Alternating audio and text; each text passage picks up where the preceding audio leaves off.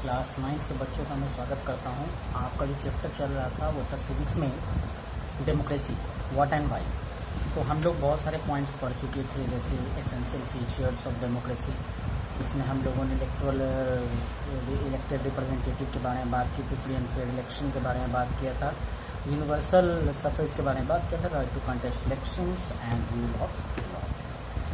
आज जो हम लोग बात करेंगे वो है free and fair electoral competition. इसके बारे में चर्चा करेंगे। मैं थोड़ा इसको और जूम करता हूँ ताकि आपको अच्छे से दिखा सकूँ, तो आप लोग इसको अच्छे समझेंगे। आप देखिए कि एक उन्मुक्त रूप से और शुद्ध तरीके से कैसे चुनावी जो प्रतियोगिता होती है वो की जाती है। सबसे पहले हम लोग एक एग्जाम्पल लेते हैं। यहाँ पर आप देख सकते हैं चाइना के बारे में दिया गया है।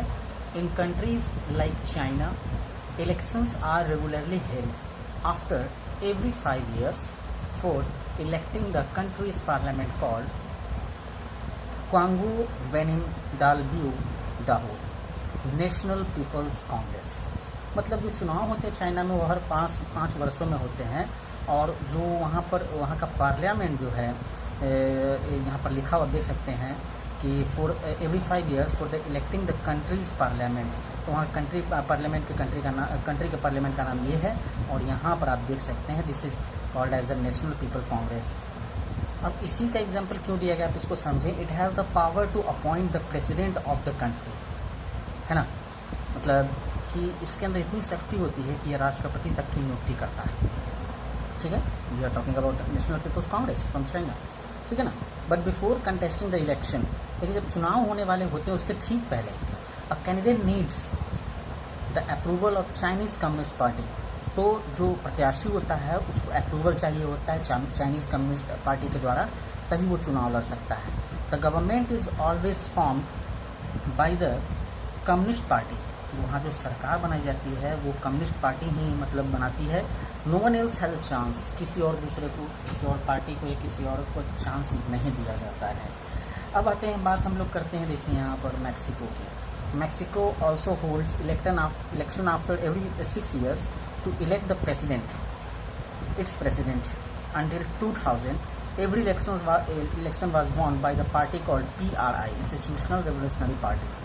मतलब 2000 ईस्वी के पहले जो वहाँ चुनाव होते थे, तो जितने भी चुनाव होते थे, तो यहाँ पर लिखा गया साफ साफ कि मेक्सिको में जो इलेक्शन होते हैं वो हमेशा हम हर 6 वर्षों के निरंतर अंतराल पर होते हैं, जो राष्ट्रपति का चुनाव करता है। 2000 ईस्वी की बात करें तो उससे पहले कि एक PRI नाम की एक पार्टी होती थी जो मतलब वही चुनाव जीतती थी। एक जीता गया था इंस्टीट्यूशनल रेवोल्यूशनरी पार्टी के द्वारा। Opposition election was one, opposition parties did not contest elections. मतलब कि जो विपक्ष होता था उसको चुनाव संबंधित प्रक्रिया में या फिर प्रतियोगिता, जिस तरह से प्रतियोगिता ही कहें, कंटेस्ट में लड़ने का उन लोगों को परमिशन नहीं मिलता। But they could never win. PRI used many dirty tricks, लेकिन तब भी वो नहीं था। PRI ने बहुत सारे गलत तौर तरीके अपनाए इलेक्शन जीतने के लिए। Teachers of government school used to force the parents for PRL. Opposition activities were completely ignored by the media. Sometimes the polling booths were shifted from one place to another in the last minute, which made it difficult for the people to cast their votes. NRI spent a large sum of money in the campaign. यहाँ पर देख सकते हैं कितने तरह के हथकंडे अपनाए गए थे कि उन लोगों के करतूतों को बाहर नहीं लाने दिया जाता था, या फिर जो है अचानक बूथ चेंज कर दिया जाता था जहां पर मतदान होता है। तो इन सब, और जो NRIs होते थे जो वो बहुत ज़्यादा चुनावी प्रक्रिया में पैसे खर्च करते थे, है ना। In this examples we find many problems in China. We see that the election do not offer the people any serious choice. हम लोग इन उदाहरणों से समझ सकते हैं कि, या जैसे चाइना की बात करें तो यहाँ पर चुनाव को उतना मतलब गंभीर तरीके से नहीं लिया जाता था। They have to choose the candidate from the ruling party and he should be approved by it. मतलब कि देख सकते हैं कि वहाँ पर शासित सरकार के द्वारा ही जो है किसी को राष्ट्रपति या जो भी चुनने का जो है तौर तरीका चलता आ रहा है। तो ये सब जो है फुली डेमोक्रेटिक इलेक्शन नहीं कह सकते हैं। In this example of Mexico people have a choice but in practice they had no choice. कि लोग मैक्सिको के एग्जाम्पल पर तो उसमें कि लोगों के पास मत देने का अधिकार है, लेकिन वास्तविकता में वो अधिकार उनसे छीन लिया गया। As there was no way the ruling party could be defeated, क्योंकि कोई रास्ता ही नहीं था कि जो शासित सरकार है उसको हटाया जा सके, उसको हटाया जा सके। Even if people were against it, अगर लोग उनके खिलाफ विरोध भी हो जाते, such election can not be called fair election. तो इस तरह का मतलब इलेक्शन को हम लोग फेयर इलेक्शन नहीं कह सकते हैं। Holding elections of any kind is not sufficient, the election must offer a real choice. मतलब सिर्फ चुनाव होना ये संतुष्टि नहीं होता है। चुनाव होने का मतलब है कि चुनाव जो है वो वास्तविकता में किसी हम लोगों को किसी स्वतंत्र रूप में किसी को चुनने का मौका मिले, ठीक है। And people should have the choice to remove the existing rulers if they wish to. और लोगों के पास ये अधिकार होने चाहिए कि अगर वाकई में उनको ये गवर्नमेंट पसंद नहीं आए, उन्होंने अच्छा काम नहीं किया, उनकी कसौटी पर खड़ी नहीं उतरी, तो वो उनको हटा सके, ठीक है। So a democracy must be based on a free and fair elections where those currently in power have a fair chance of losing.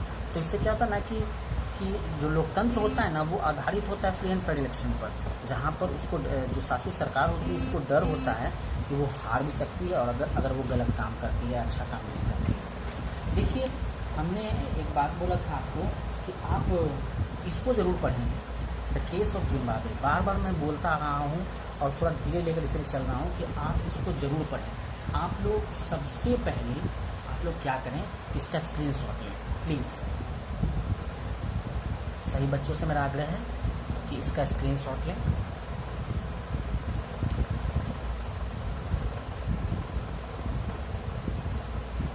आप लोगों ने ले लिया हुआ स्क्रीनशॉट।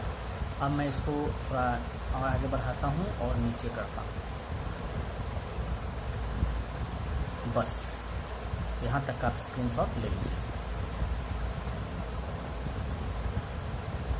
और आप लोग इसको अच्छे से समझने का प्रयास कीजिएगा।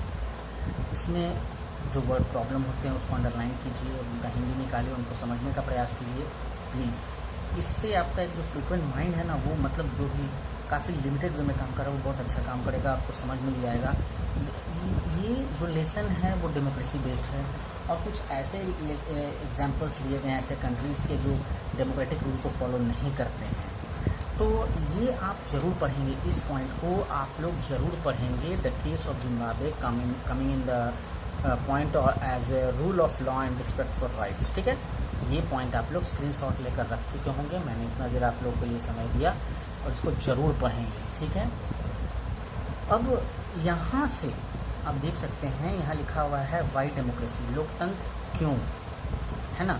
तो अब यहाँ से देखें, आप लोगों को मैंने एक नोट्स लिखाया था, जैसे कि आर्ग्यूमेंट था कि जो मतलब कहा जा सकता है कि डेमोक्रेसी के विरोध में किस तरह के आर्ग्यूमेंट हो सकते हैं या हुए।